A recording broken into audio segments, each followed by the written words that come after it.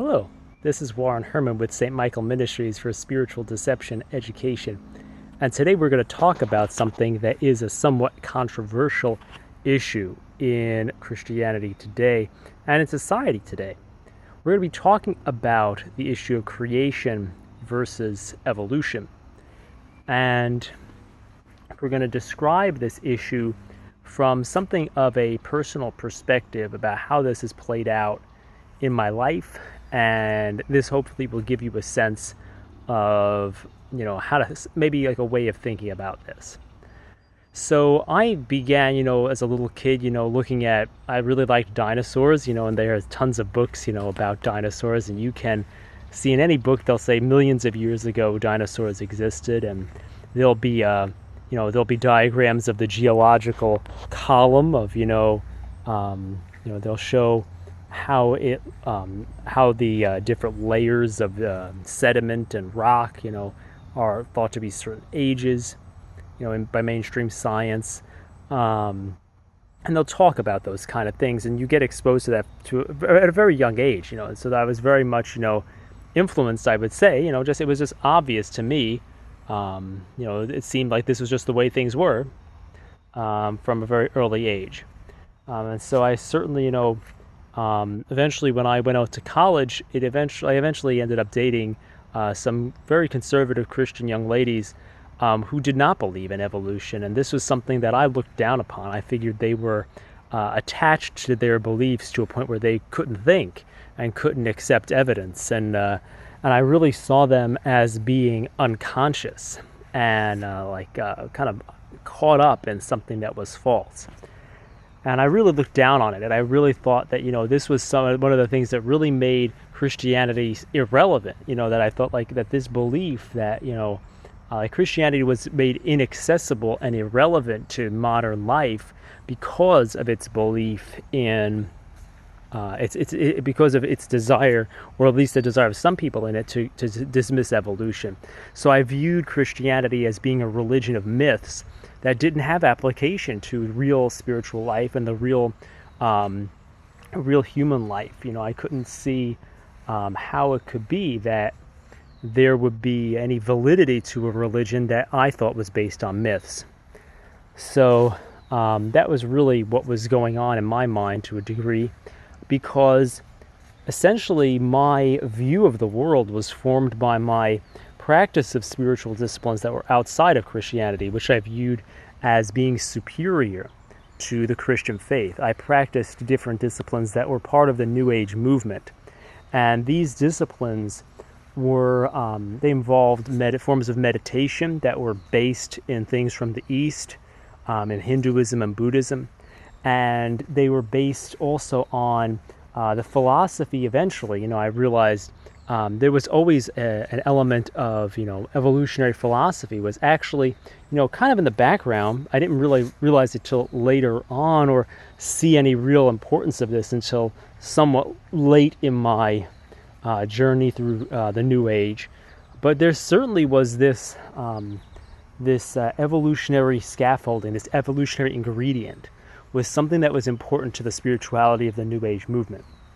In fact, this evolutionary perspective is actually what you could almost say somewhat had galvanized the New Age movement, which took essentially the spiritual meditation disciplines of the East and wed them to an evolutionary framework of the West. And so this really was a way, in certain ways, that this is how this movement, which is responsible for the large groups of people we'd say are spiritual but not religious, we would say that this is kind of what you would really see as the big spiritual heavyweight philosophy that we're really fighting against in modern society.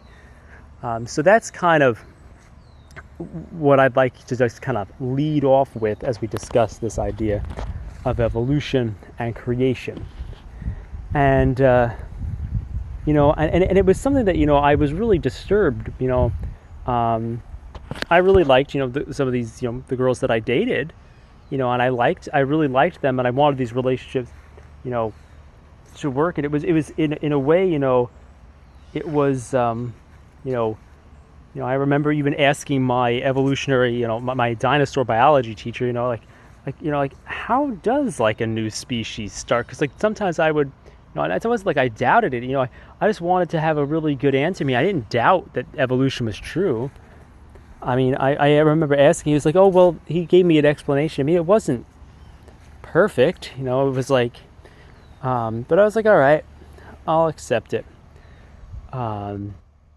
But the thing really was that, there was definitely this element of, I want you to just highlight in your mind as we kind of move from this element of my, of my experience into the next, is that there was really an element of looking down on people who were creationists, just thinking that they were like just really, in the language of the New Age movement, I would say they were mind identified. So if you don't know how to meditate in the New Age movement, you're looked on as someone who's kind of like a sleepwalker, just caught in your thoughts and a slave to your emotions, and you just can't think because you think that you're a person. You think that you have a personal existence. You're not like free and aware and conscious and doing these Eastern meditations. So you're viewed as kind of like operating like a zombie. And this is how I will look at people. And you can see how prideful this is. Like just looking at people like. Essentially, you look at people like they're just like kind of drones that are just like you're this aware being, and other people are kind of just like automatons caught in the web of ignorance. But I definitely thought that Christians were especially ignorant and were especially caught in this type of thing. And I really thought that they didn't understand what Jesus was talking about, because I thought that a lot of what Jesus was talking about were. I thought he was really, saying the same type of things that Hindu gurus would be saying about how they are the divine. And, I really thought that was, that Jesus was part of that more of that Eastern style wisdom tradition. And that Christians had just taken these things so literally because they were so unevolved and so, unenlightened in their understanding, that they were just operating at very low levels of consciousness. And this is something that you would see very typically in the New Age, is looking at people as being at different levels of consciousness. And it's interesting to really note that these are very similar to an idea of evolution, that humanity has progressed through different phases of evolution of consciousness throughout time, so that now we're in a much higher level of consciousness than early people. So it's now we're so much more advanced that we can say, like the Bible, that's written at a low level of consciousness. That's early spirituality of humanity. You can dismiss large segments of the population as being ignorant. And these type of models of levels of consciousness come from people like the New Age guru that I especially liked, which was Dr. David R. Hawkins, or people like the New Age, like kind of almost the St. Thomas Aquinas of the New Age, but it's not in a good way. Ken Wilber. So Ken Wilber really has a lot of things about levels of consciousness and stuff like that. So that's a issue there. So there's always a way of looking down on people in the New Age, and it's as Ken Wilber said, the premise of the philosophy, which is integral philosophy. It's we're better than y'all. As he would joke about this as a problem, because no one's gonna buy. No, what is the because essentially that's the premise, is that we're more evolved in our consciousness than other levels of people. So it's like we look down on these people, as lower than us. And that's exactly where I spent most of my life, just like looking down on Christians and people who believe in creationism. And I just want you to understand that, as you listen to this video, you might be having some of those reactions, be like, I don't like people like that. I don't think that. I think that's preposterous that the Bible could be literal on these things. You could just be like, I want to dismiss those people. And so the thing is just to really and I think there's an element here where, because we've been told, everybody has had to really everyone to salvage our faith in Scripture. If we're a Christian, to salvage our faith in Scripture, we've had to usually, if we've really been exposed to a lot of evolutionary theory, and we've really taken it seriously, we've probably had to somehow come to really invest in some type of an explanatory framework.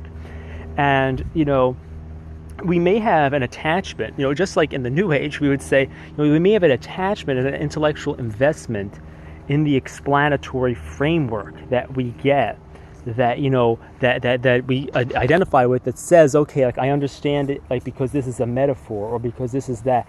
And I think that ironically, we always have a tendency to not to just not be willing to say, okay, maybe it just happened the way it's exactly written. And we should, I think, even though I think very weak in this regard, it's very hard. It's hard to believe these things in a certain sense emotionally sometimes, not all the time, but I think that very rationally, I think we should understand that we should probably always at first be giving Scripture the benefit of the doubt, and we should also, there's also a lot of different things that can go into this, and I just want to kind of continue the personal story so that this can make more sense, because we can have. Assuming that, like we're having this debate about the Bible and evolution, we're assuming that there is valid science behind the ideas in evolution. We're assuming that there is good science about the origins of the universe. We're assuming good science in a lot of these areas, which I think if you actually look at the scientific theories that are in these areas, and if you do so like in a very unbiased manner, and you also look at the philosophical assumptions of the people who put forth these theories, and you really think this through, I think you're actually going to find something very different. And if you really, the irony is that in the long run, the same accusation that I was kind of putting on these people, who were these creationist people, that they didn't question anything, that they were so wedded to their ideas, it's actually, kind of maybe that's at least equivalent. The same type of thing is at least exactly the same thing that goes on when people are like, oh, I don't want there to be a God, so I have to have this naturalistic explanation for how things arose and stuff like that. So let's just do something very simple now. So breaking up with these girls who were with one of these young ladies who was a creationist, I then joined an evolutionary spirituality online community, which is what you do when you're in the New Age movement. And we were actually, there's a book called Evolutionaries, which talks about this movement. It was like we basically thought that we were like trying to, do Eastern meditation and also cooperate with the evolutionary impulse of the universe, and bring the universe to the next phase of evolution, which is a higher, basically a better human society, which is more highly evolved at higher levels of consciousness. And essentially, this is the bottom line, basic idea of the New Age movement. And so that's what we were doing. And the company that put these things out was called Evolving Wisdom. No surprise there. Evolution was a significant part, an undergirding philosophy for this movement, which was just taking this New Age movement and kind of living it out in this online community in a very very disciplined way. It was a good program if you want to do this kind of thing. And it's ironic, after I got out of this type of stuff, I've mentioned in other videos how my mind got exploded not so good by New Age meditation, and then I had to find the truth about these things and put my mind back together. Ultimately, God put my mind, I guess, back together, and in the through kind of talking to God, and my mind came back together over time. Just talking to God about these problems, and eventually being healed of this, becoming a normal person again.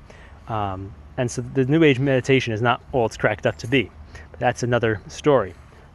But the problem is, eventually I started to wonder, after I found my way back to the Catholic Church, realized, that it was the church that made sense, the church that was founded by Jesus Christ, that Jesus Christ was going to be the real answer to religion and the real answer to human condition. I then had to square with this fact that there was a lot of teaching on the fact that, like, Genesis is metaphorical, Exodus is metaphorical, these things aren't exactly real. And so I started to wonder, how could it be that, there's no Adam and Eve yet, Jesus is the new Adam, there's no Eve yet, Mary kind of inverts what Eve does, she's kind of the new Eve, and she listens to a good angel, and she accepts that, and Eve listens to a bad angel. How come there was Pentecost, in which the people, the apostles, were able to speak all different languages through the inspiration of the Holy Spirit? That's kind of inverting what happened at the Tower of Babel? How would this be true if there was no Tower of Babel? And why? How come, if there's no Passover, if there's no Exodus, why is our celebration of the Eucharist, rooted in a ritual that's just a myth? Why would God, if this is the true God, why would he just not come out and say what's going on, so we don't have to be confused and be thinking in all these bizarre categories? Why isn't it just straightforward and true? If these things are not real, why are there real resolutions to fake problems? Is kind of my thought. So I was kind of concerned about this as I was kind of going along, and then I remembered that how important evolution was to this false spirituality that I was involved in. And so because of the I guess partially, because of the connection to this evolutionary spirituality group that I was in, I was willing to wonder whether evolution was true, because I was like, wow, it's certainly part of the New Age movement, and all that was false and deceptive, then how come there is, clearly there's something wrong there, at least there's something, there's something wrong. So then I was able to look at it. And if you want to actually look at this, you can look at some different things. There's some different movies. There's Is Genesis History? There's for Exodus, there's Patterns of Evidence. There's a few movies in that series. There's also, I really recommend, especially for Catholics, I recommend Foundations Restored, which is put out by the Colby Center for the Study of Creation. And in that, you will find that there's actually it's pretty much, you're really not, you're really not supposed to believe in evolution. At least you're never supposed to believe in, you're really not, as far as I can tell, you're not supposed to believe in evolution as a Catholic, based on what's contained in the series Foundations Restored. It goes into different papal documents. It goes into, principles like if all the church fathers believed in the special creation, that we're not supposed, if all the fathers and doctors of the church believe something, it's basically revealed. And so that's kind of piece of the story too. So all the fathers and doctors of the church believed in this. And also we have to see that there's significant, there's significant danger to the faith posed by the doctrines of evolution. And the most important thing is that the ideas of evolution, both cosmic evolution, how did the universe come about and how did star systems form and all that, and then the molecules to man, narrative about things coming out of some type of a soup at the beginning, is actually a preposterous idea. And we have to become comfortable saying that it's preposterous to assume, even over infinite time, that living matter can come from non-living matter through a normal natural process. That's a preposterous idea. And the principle on which Darwin operated was, he said, we want to look for causes now in operation to explain things in the past. And if we use this principle, which they use to just get rid of God and the whole equation, we don't see it, and there's no reason why we don't see any type of transition from non-living matter to living matter in real, everyday life. There's no reason why it's not happening. There's only been more time going by. There's only been better conditions for life. There's only been more stable environments on Earth. And a lot of the things that you've been shown in biology textbooks about that cosmic soup and energy and radiation and these chemicals in a soup, it's actually not even what they think the atmosphere of the Earth was like anymore. So literally, this is just put in the textbook as an icon that makes you think there's a way that you can get non-living stuff out of living stuff, and you can't even do this with an experimenter in a lab trying to reproduce controlled conditions. If it can't happen in the presence of a conscious intelligence of a human manipulating the conditions, if we can't make a cell, it's unlikely that a cell can assemble itself. Just think about how preposterous it would be if I put wood, or if I put a bunch of plastic and wood and stuff in a house, and I just left it there, and I said, over infinite time, it's going to assemble itself into a kayak. Infinite time. like you'd say that makes there's no chance that it's going to become a kayak.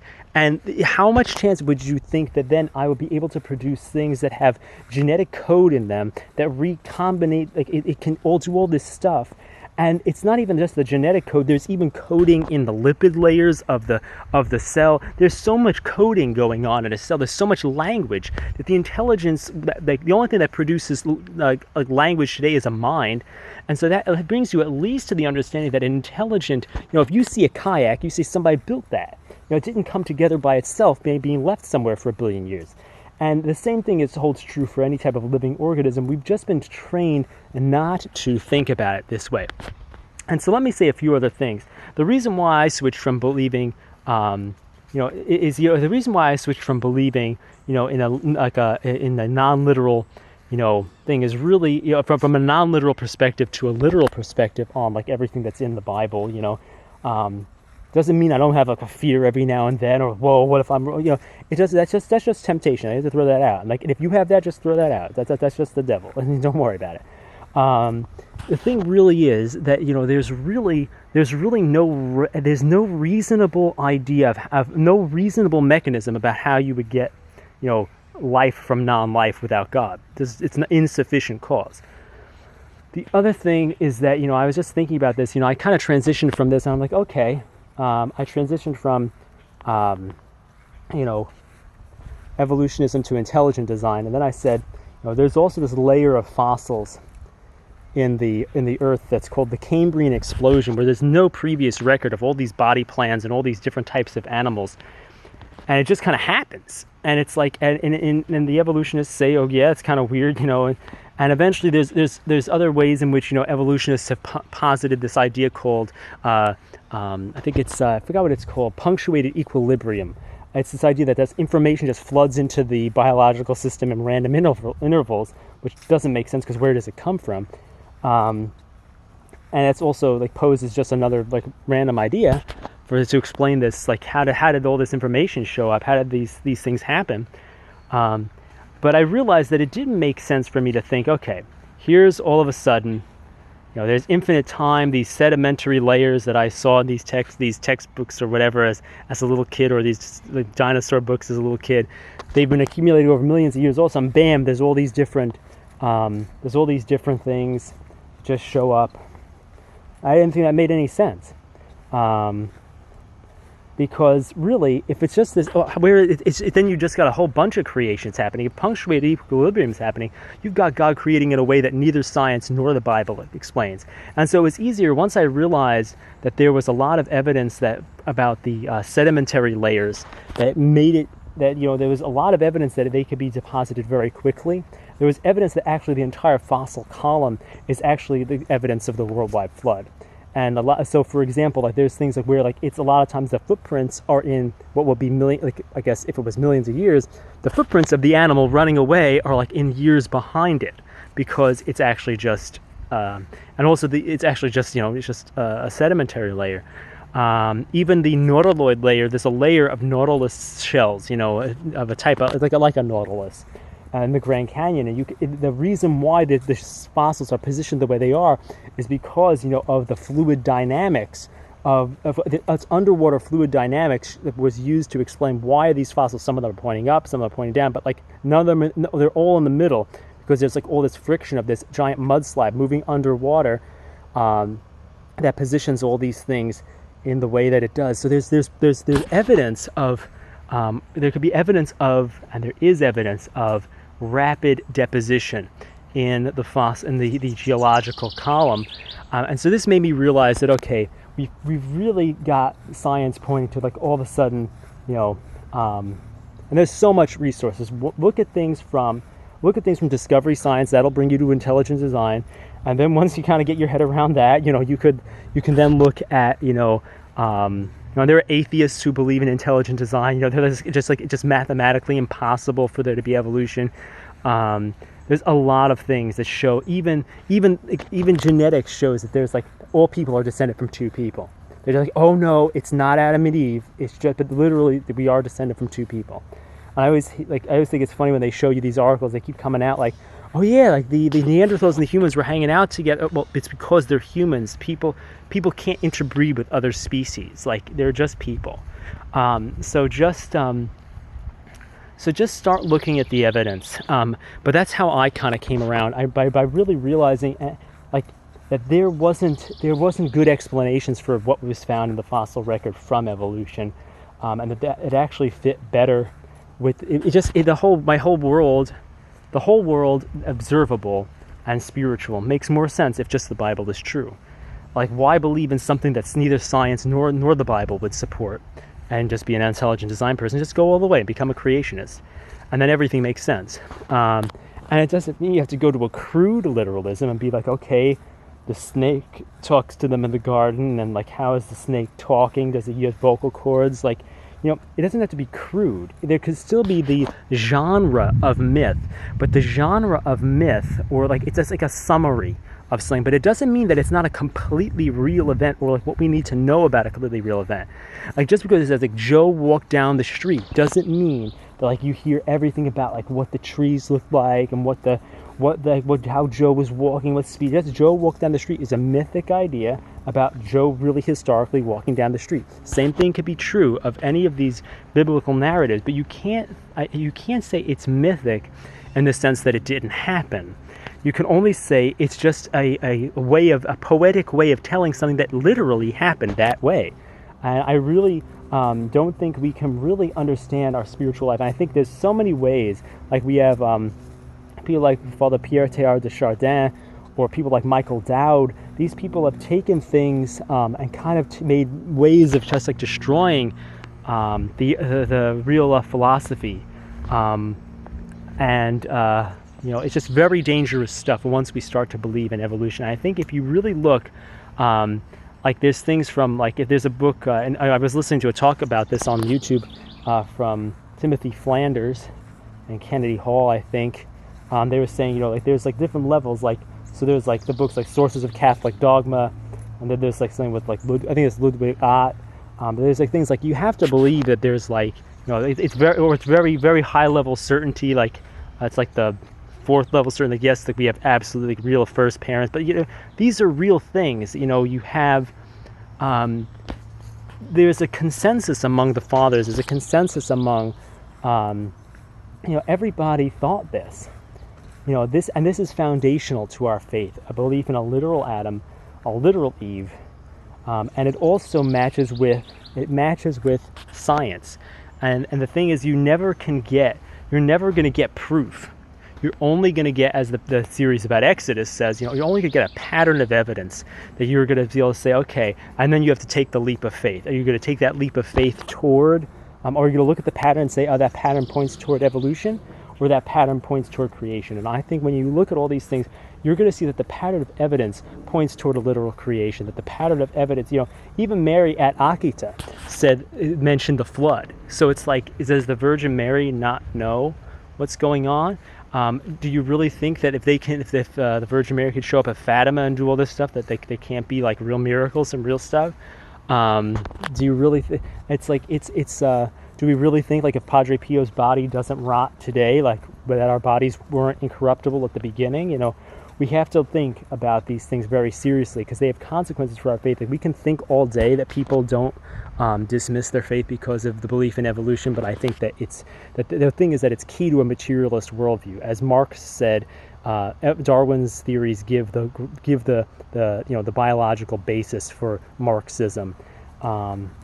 These are very serious things, and these things also give the basis for the New Age movement. So whether you have the basis for, this kind of secular revolution, or the basis for like a bad counterfeit spiritual revolution, you really have evolution at the core of it. And I think that it really is something that needs to be uprooted, and something that really is not in harmony with our faith, and really is something that we really don't believe as Catholics. Although you have people who talk about this, as something that's compatible, but I don't think it's true, because you have to look into what was actually permitted. And the thing is, like, that are permitted are just like to think about whether it's true, to evaluate the evidence, to even to this specific kind of view was one they were looking at. So watch Foundations Restored. You won't believe in evolution by the end of it, because you'll realize that the science doesn't point to the fact that this could even happen. So thanks for listening. This is Warren Herman with St. Michael Ministries for Spiritual Deception Education. Hope you have a great day.